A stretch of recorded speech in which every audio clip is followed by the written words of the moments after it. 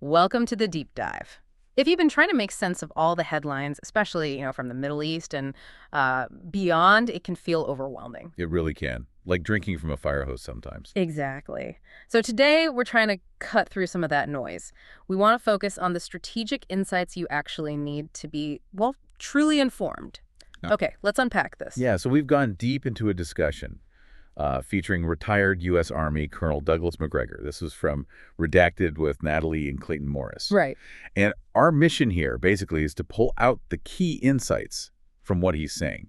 Think of it as a shortcut to understanding these global power shifts, the real nature of conflict today, and maybe where international relations are heading. All through McGregor's lens, based on his experience. Exactly. And you might find some surprising facts, maybe some connections that you wouldn't get just from the headlines. Okay, so let's kick things off with that big one, the recent ceasefire between Iran and Israel. McGregor has a pretty strong take on this, doesn't he? He really does. How does he see it? Is it actual peace, or is it something, more tactical? What stood out to him? Well, what's fascinating here, or at least what McGregor finds fascinating, is how he reads Iran's actions. He basically says this ceasefire, just a temporary pause, Yeah. not a real resolution. That's kicking the can down the road, sort of. Pretty much. And here's the key thing he highlights: Iran's strategic restraint. When they gave that warning to the U.S. before their retaliatory strike. Yeah, I remember that detail. McGregor says that wasn't weakness at all. It was actually a calculated display of controlled strength. Yeah. A deliberate signal. Huh. Redefining their position then. That's his argument. He emphasizes that, look, no long-term strategic goal was met by anyone here. So conflict is probably going to flare up again because the root causes, they're still completely unresolved. Right, which is why understanding these nuances is important. Like you said, it's not just about the day-to-day headlines. Exactly. It goes deeper than that. So moving beyond the immediate conflict, McGregor raises another really urgent concern. Nuclear proliferation. The threat seems to be growing. Yes, very much so. It makes you ask, right, why are nations even pursuing these weapons now? According to his analysis, what's the driver? Well, McGregor argues it boils down to perception. The perception that nukes are the only real deterrent against intervention, specifically U.S.-Israeli intervention. So it's about perceived self-preservation. In a way, yes. He notes Iran, officially, they stick to the NPT, the Non-Proliferation Treaty, but he suggests their civilian nuclear program. That might still be viewed internally as, strategic leverage. Okay. And then there's Israel. Right. Israel, with maybe around 90 warheads, he estimates, they have this nuclear monopoly in the region, which, in McGregor's view, guarantees their dominance. Making disarmament politically impossible for them, I suppose. That's his assessment. And this raises an important question he brings up. He critiques what he calls a double standard. How so? Well, Israel keeps its nuclear capability, unchallenged mostly, while Iran faces military threats just for civilian nuclear development. He sees this whole dynamic as casting a really long shadow over global stability long term. Yeah, that makes sense. And this seems to connect to a broader critique McGregor has about Washington itself, about U.S. foreign policy. He's pretty blunt, isn't he? Oh, very blunt. He basically argues it lacks a real coherent geopolitical strategy. So what's behind that? Why does he think there's no strategy? He puts it down to a couple things. One is institutional inertia, just, the way things have always been done. Okay. And the other is external pressures. He specifically mentions financial lobbies, like in New York and London, influencing things. So the idea is policies just keep going no matter who's president. That's his view. He even points to Donald Trump.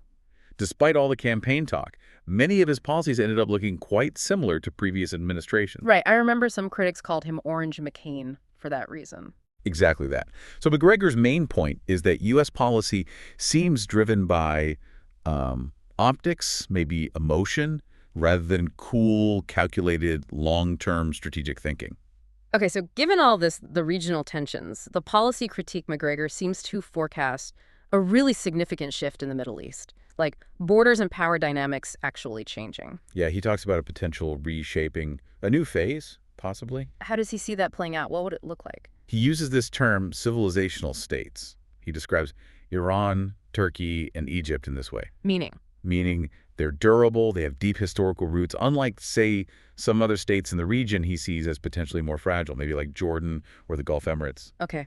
And where does that leave Israel in his picture? He describes Israel as being geopolitically wedged between these major players who are either potentially hostile or just increasingly going their own way. Hmm. Right.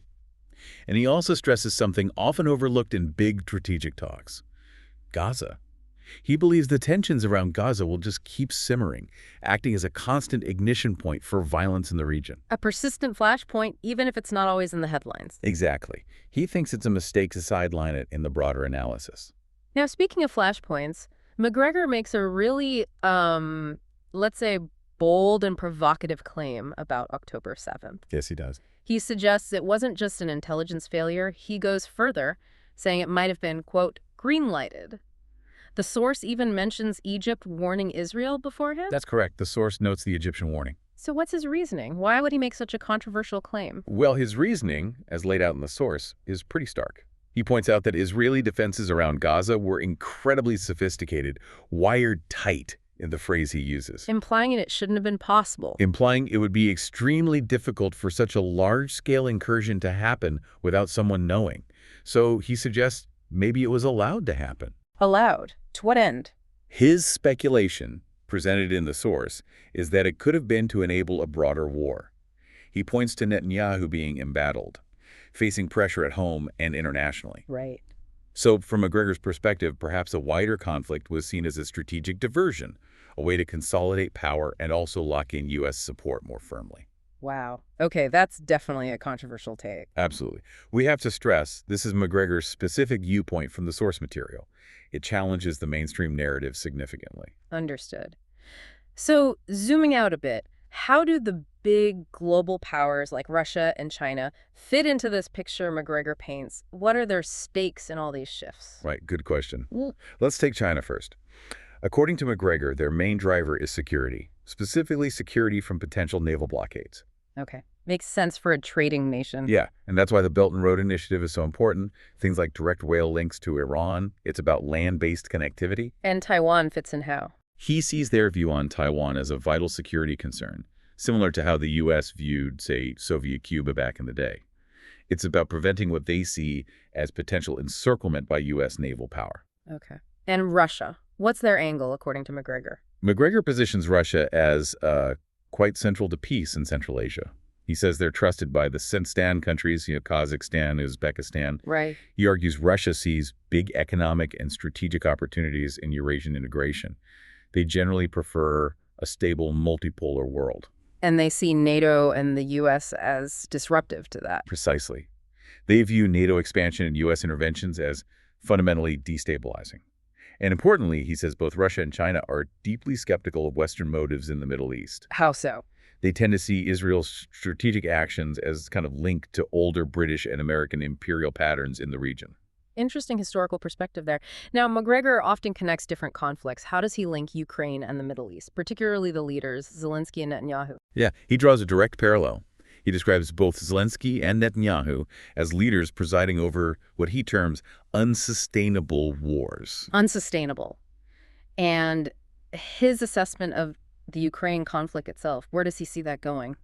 His assessment is pretty grim for Ukraine. He says Russia is advancing methodically. He mentions cities like Luhansk being reportedly cleared of resistance. So not a stalemate in his view. Not at all.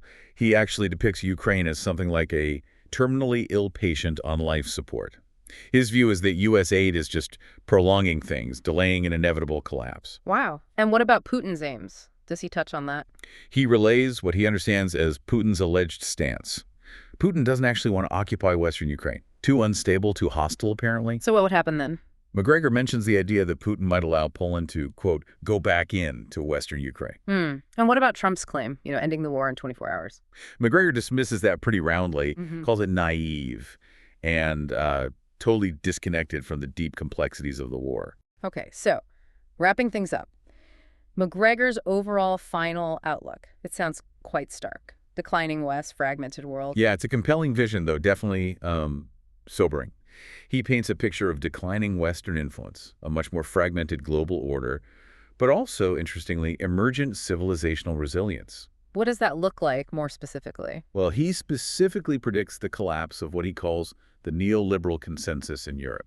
He sees nationalist parties gaining power there. Okay. And the U.S.? He foresees the U.S. turning more inward, needing to deal with its own significant domestic crises. And the Middle East just stays messy. Pretty much.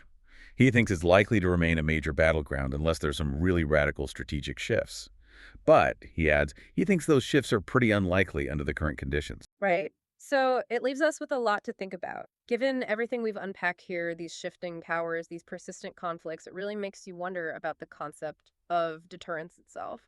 How do you see that evolving in the coming decades? What new forms might it take, or maybe what old forms might come back?